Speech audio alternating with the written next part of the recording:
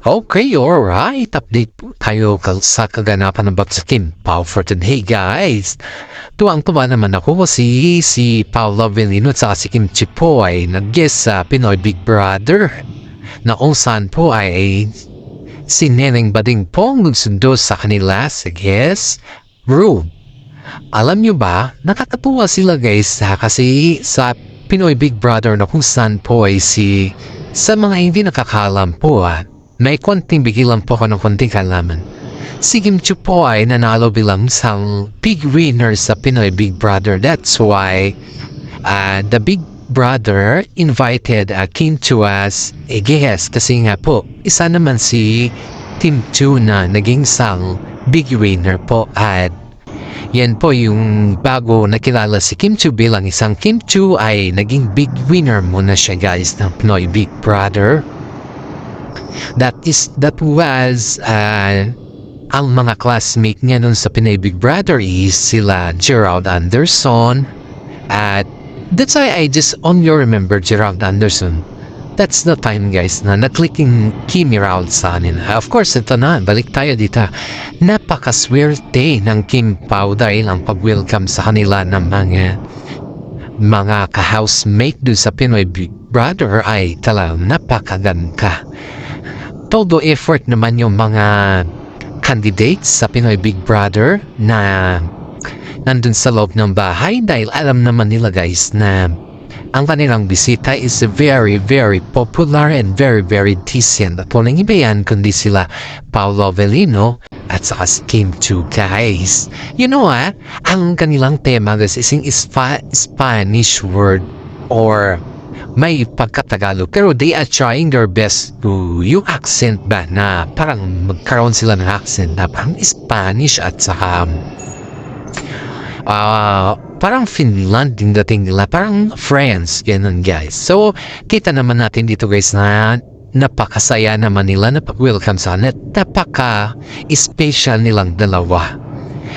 Isipin mo si Paolo Avellino talaga ay pihikan. Kitang-kita mo doon yung pagka-mahinhin niya, yung tahimik na mahinhin na hindi mo alam kung paano siya umismile or ano ba yung reason paano siya umismile. Dahil nandyan naman si Kimi, kitang-kita mo naman yung si Kimi ang nagdadala sa lahat. Kaya nga ang sabi ni Kimi is be cheerful, sabi niya kay Paolo kasi kitang niya kasi yung maluman na dating ni Paolo parang ang sexy niya kung ba mas sexy pa siya kaysa kay Kim Chiu. and you know guys natatawa yung mga nasa loob ng bahay sa kanila kasi ang pag-approach kasi nila kay Paolo Avellino it's look like kay Kimi din pero hindi nila alam na mahihain si Paolo Avellino. First time daw nilang makita si Kim Chiu na at saka si Kimi sa personal guys kaya sobrang sikat sila sa sobrang saya nila kaya ang lahat ng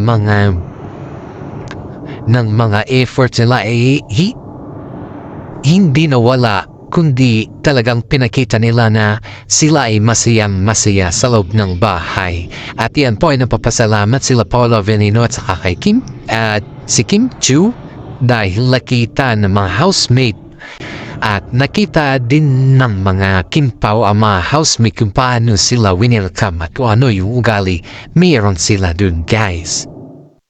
You know guys, yun dito sa ating mga nakita or napanood ba in actual ba ay si Kim Chiu po ay pag kinatanong siya ng mga housemate patungkol sa kanyang love life at si Paolo patungkol sa kanilang status ba ay talagang panay ng iwas sa mga tanong ng mga housemate noong saan ay iniiwasan niya talaga kung alam niya ng patungunan dun yung matanong ibahin niya na naman yung mga kumbaga is umiwas talaga siya kasi ayaw niya kasi mabok kung anong meron sa kanila ni Paolo Avellino at alam naman din natin kung anong meron na sa kanila matagal na guys Ngayon guys ito, pag si Kimi naman po yung nagtatanong sa mga housemate, halos kahit kalit-liitan tinatanong, halos lahat ng tinatanong niya. Siyempre, kung ikaw kaya yung hot seat na tanongin dyan ni Kimi sa mga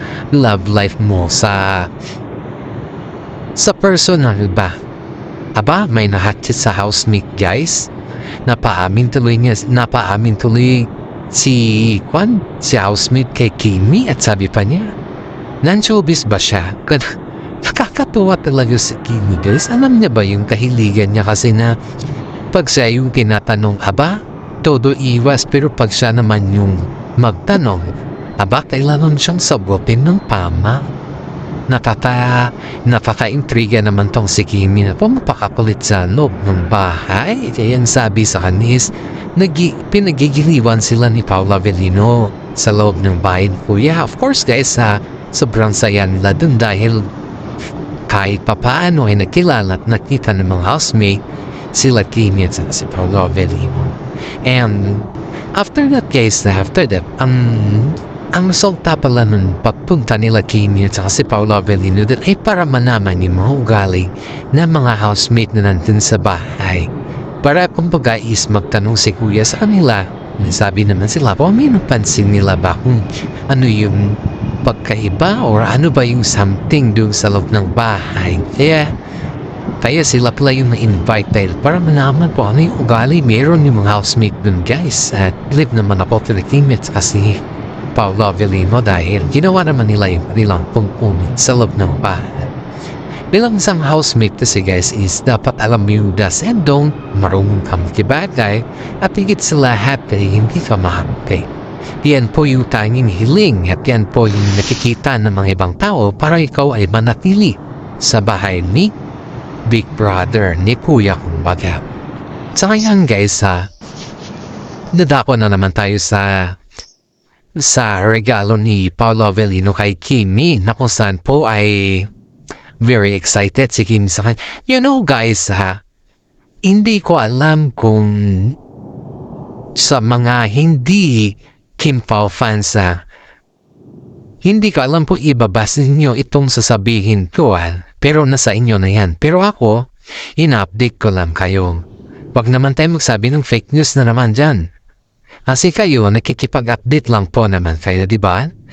At sana po ay pakilike and share naman po yung ating YouTube channel. Shoutout muna pala sa mga senior citizen dyan na mahal ko. Yung palaging nanonood sa akin at nagbabantay sa aking YouTube channel. Hello mga mothers dyan na sumusubaybay dahil kayo naman po ay mahilig sa Kim Pao update. Pakilike and share naman po yung ating YouTube channel. Okay, you're right. Ito na yung regalo ni Paula Avellino kay Kimi guys. Alam niyo ba guys na ang regalo ni Paula Avellino kay Kimi is napakaswerte. Alam niyo yung mga something na kapag tignan mo kasi siya is not a valuable thing ba? Napakasimple lang. Kapag ikikip mo siya, it makes sense. Alam niyo ba yung kung galing sa Baguio na yung tahi lang, yung tinatahi ba?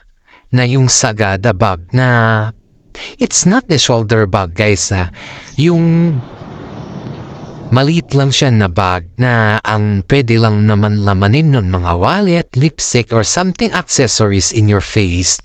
So, nagpatahi po si Paula Avellino ng ganun kasi si Kimi po kasi ang dami niya ng mga bag na very expensive or mga mamahalin at higit sa lahat po ay kakaiba yung bag ni Kimi kasi.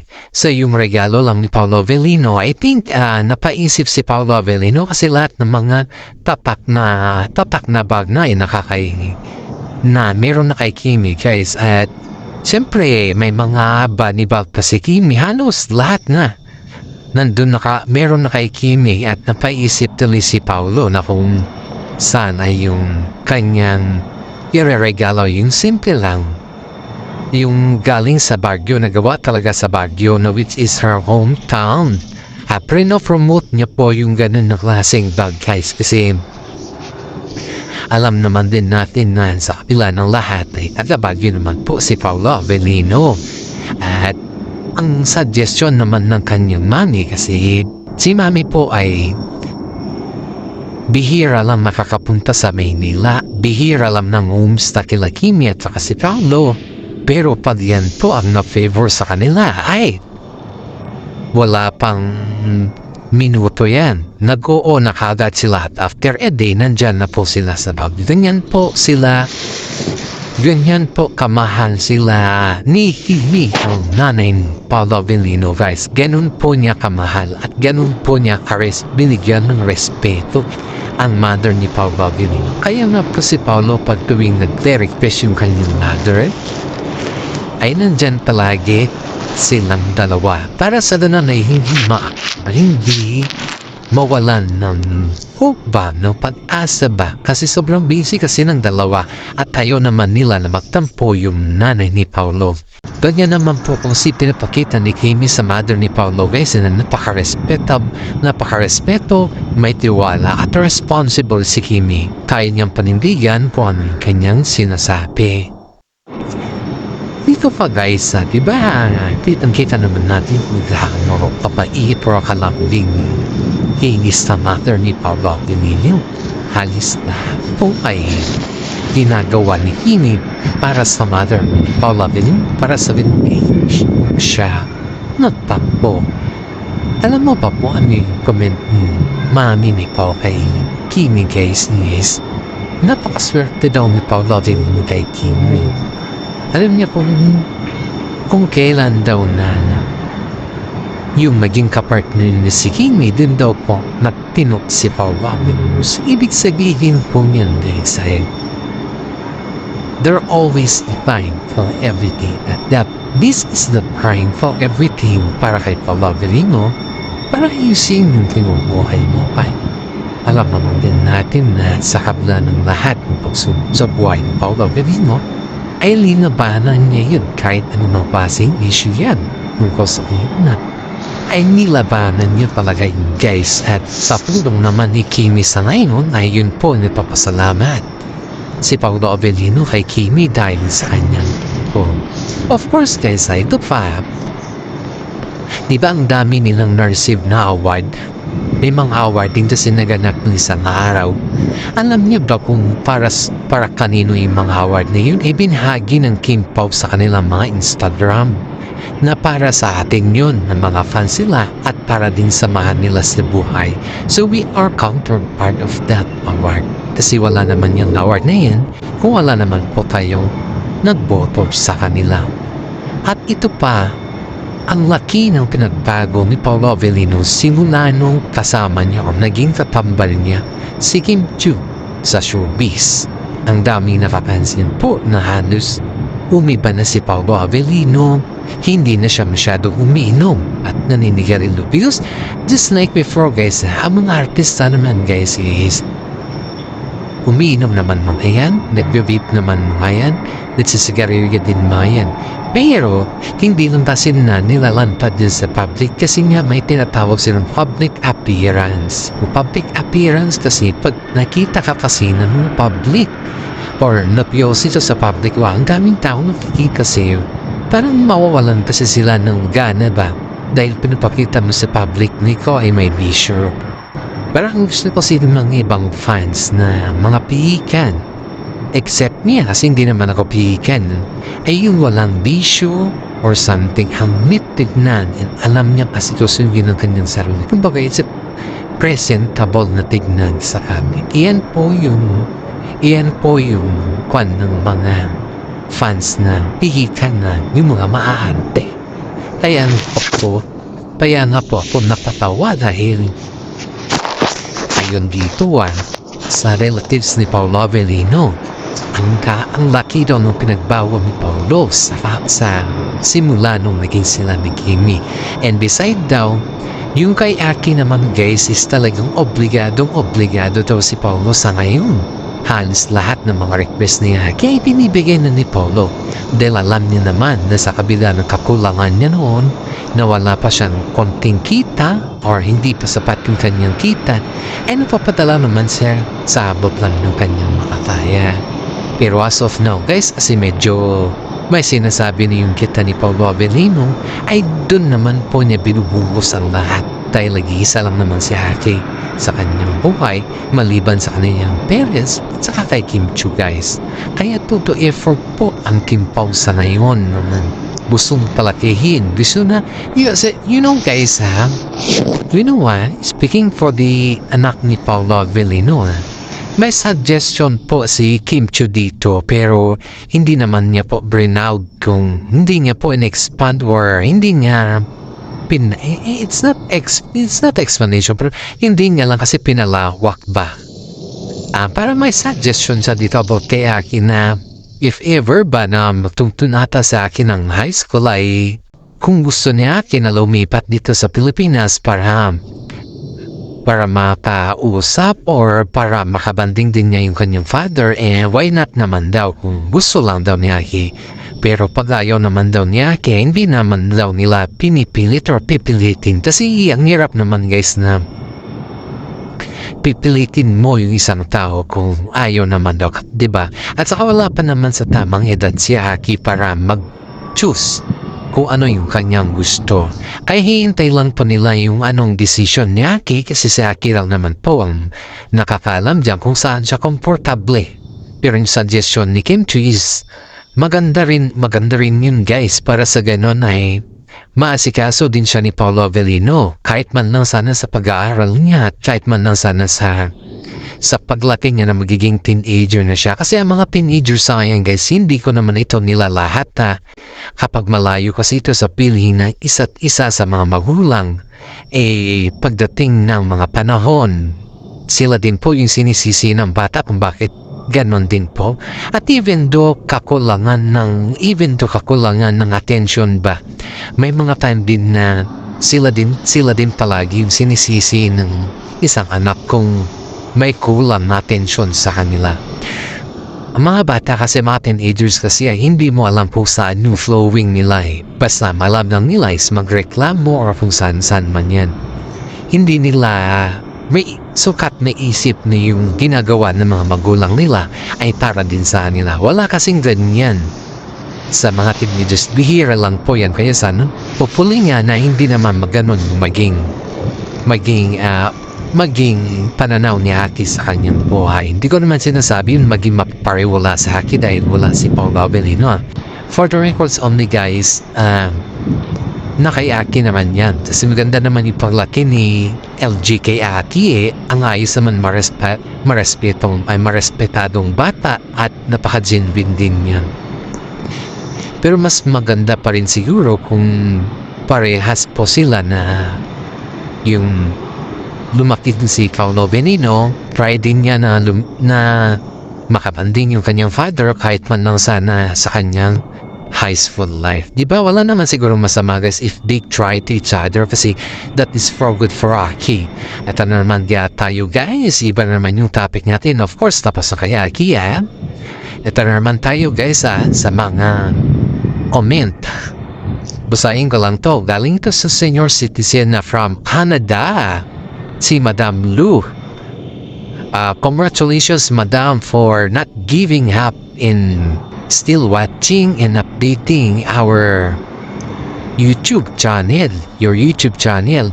We grow and I know that you are the one and the best vlogger na nag-update sa amin patungkol sa Kimpaw. Kasi yung mga content mo po ay halos sa Kimpaw, halos din sa buhay ng isa't isa. Hindi ka po bias, kumbaga. Sinasabi mo dito sa content mo na kung saan may mga aral din kaming napupulot. Like, as a father or as a mother, sir or mom, na englance po yung ating pag-iisip dun sa isang vlog mo na kung saan po are you giving us advices sa mga single mom or sa mga single dad or sa mga nanay na malayo sa anak o sa mga anak na malayo sa nanay. I just to observe that I have a gratitude and say thank you for your advices and thank you for your content kasi pinapaliwanag mo talaga dun na maayos.